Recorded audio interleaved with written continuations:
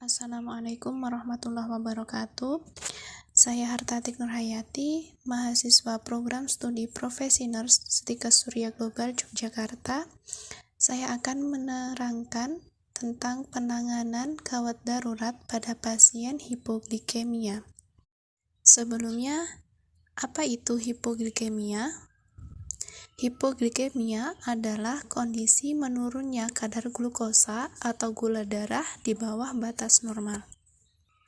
Kadar gula darah normal pada orang dewasa yaitu 70-104 mg per dl pada saat puasa dan 120-140 mg per dl 2-3 jam setelah makan. Penyebab hipoglikemia secara umum dapat dilihat pada dua kelompok, yaitu kelompok diabetes dan tanpa diabetes. Untuk kelompok diabetes disebabkan oleh obat-obatan yang menyebabkan pelepasan insulin berlebih, seperti dosis insulin terlalu banyak, obat hipoglikemia oral, tidak makan, dan efek penurunan fungsi ginjal akibat nefropati diabetik, yaitu penyakit ginjal yang disebabkan oleh diabetes. Untuk kelompok tanpa diabetes, ini disebabkan karena meningkatnya kadar insulin dapat berupa insulin eksogen, selanjutnya penurunan produksi glukosa seperti pada gagal ginjal, gagal jantung kongesif, sepsis, dan malnutrisi berat. Peningkatan produksi IGF-2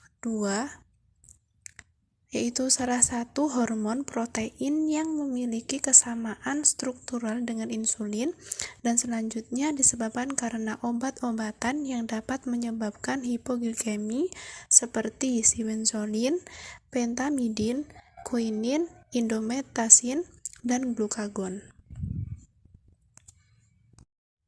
Gejala yang timbul pada hipoglikemi berupa gejala sistem persarafan pusat dan gejala otonom. Gejala persarafan pusat berupa nyeri kepala, penglihatan berkunang-kunang, kelemahan, kejang, sampai dengan penurunan kesadaran. Adapun untuk gejala otonom itu berupa berkeringat, berdebar-debar, dan tremor. Selanjutnya, penanganan hipoglikemia dapat dilakukan dengan pengkajian primer. Di sini aspek yang dinilai yaitu airway, breathing, circulation, dan disability. Tujuan dari penilaian airway yaitu menilai jalan nafas apakah bebas atau tidak.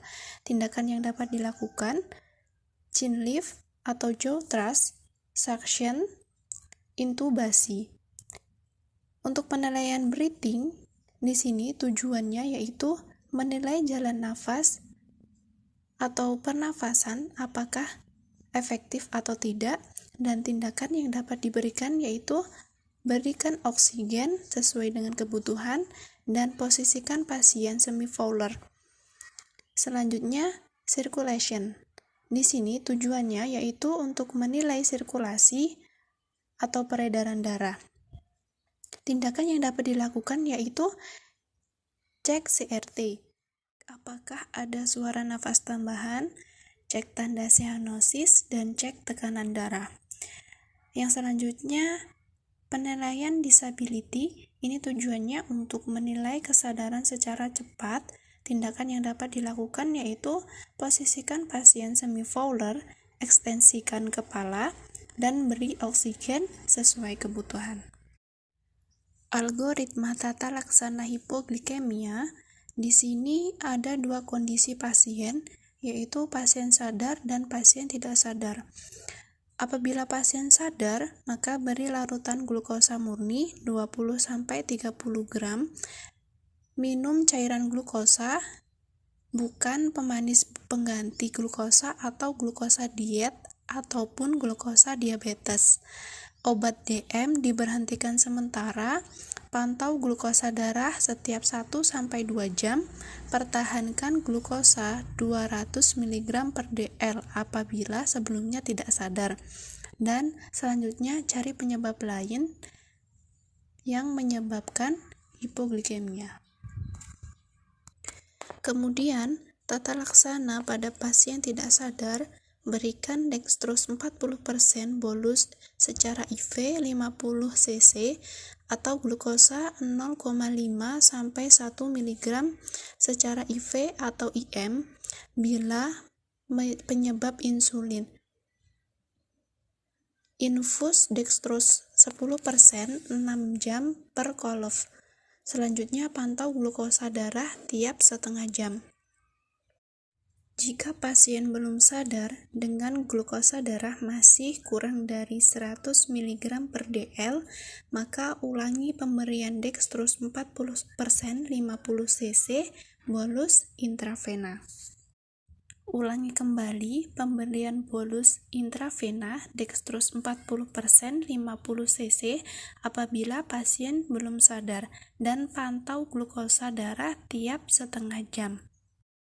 Dan apabila glukosa darah pasien lebih dari atau sama dengan 200 mg per dl dan pasien belum sadar, maka suntik hidrokortison 100 mg per 4 jam selama 12 jam atau dexamethasone 10 mg intravena bolus dan dilanjutkan 2 mg tiap 6 jam dan berikan mannitol intravena 1,5 sampai 2 gram per kilogram berat badan setiap 6 sampai 8 jam. Selanjutnya, cari penyebab lain dari penurunan kesadaran pada pasien hipoglikemi. Baiklah, itu tadi sedikit penjelasan dari saya tentang penanganan gawat darurat pada pasien hipoglikemi dan semoga bermanfaat. Saya akhiri, wassalamualaikum warahmatullahi wabarakatuh.